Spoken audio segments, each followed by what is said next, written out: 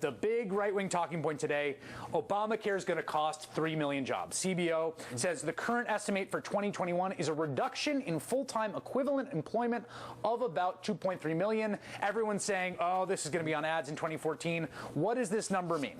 Well, so the really interesting thing from the CBO report is they say there are going to be people working fewer hours going forward because of Obamacare, almost entirely because people will choose to work less. They think the effects on the employer side, willingness of employers to hire, will be negligible. It will be about people saying, because of changes to Obamacare, I am less inclined to work than I was before.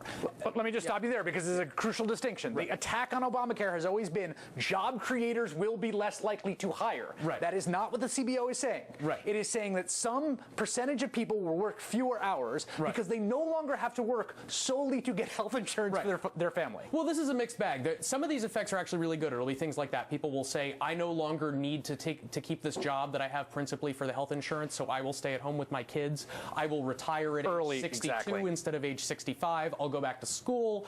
I'll start a business because I no longer am afraid of not having health insurance if I leave my job. Those effects are actually good for the human condition and for the economy.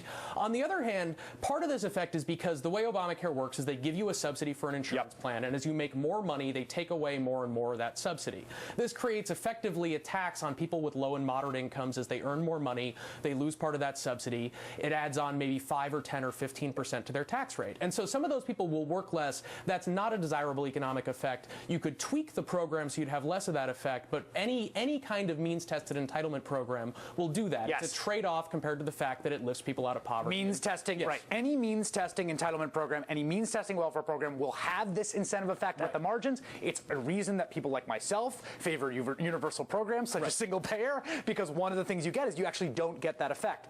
Finally, you say the buried lead today in the report is actually that Obamacare will raise wages. What does that mean?